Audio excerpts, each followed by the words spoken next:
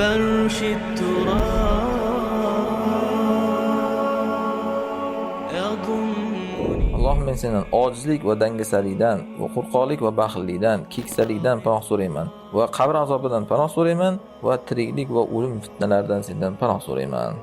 O'lim fitnasi nima deganda, o'layotganda shayton fitna qilish deydi ba'zilar buni.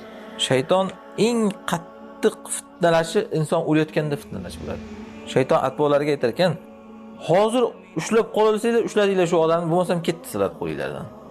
Ya'ni hozir jahannamga qilib qolsang, shu oxirgi imkoniyat, bo'lmasam ketdi. Qutuladi jahannamdan, sendan ham. Shuning uchun hamma shaytonlar odam o'layotganda tarmashadi.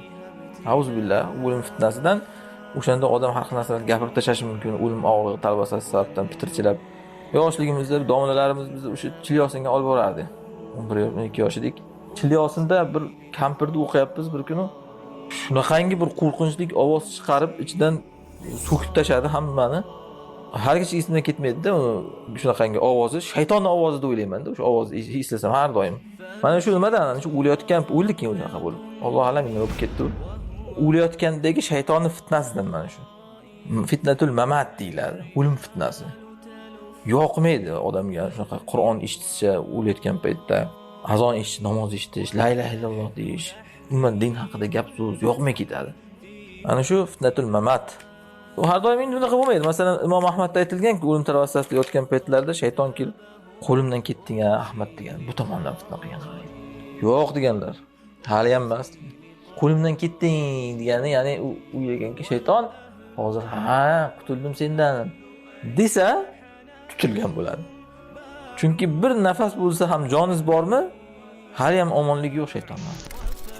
O'sha kibr bilan o'ldirib qolishni ham istaydi. Mana shunaqa qilib. Mana shunaqa qilib fitnalanadi haqiqatan.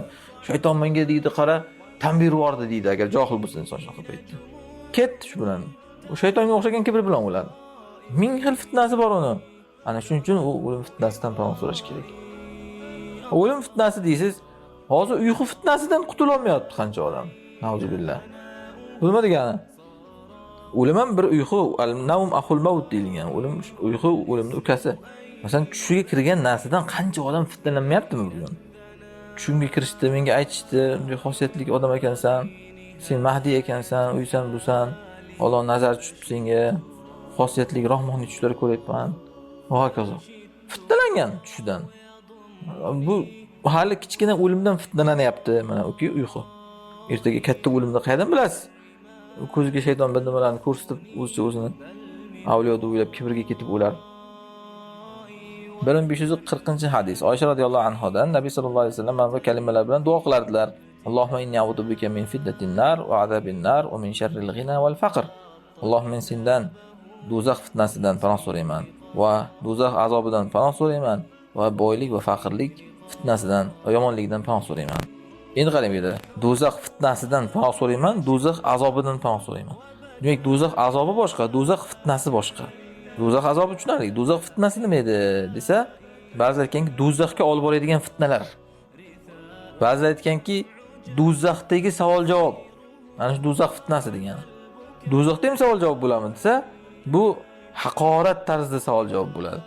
Bu qildingmi, qilmadingmi emas. Masalan, mana Taborak surasida kelgan. Kullama ulqiya fiha fawjun sa'alahum khazanatuha alam ya'tikum nadhir.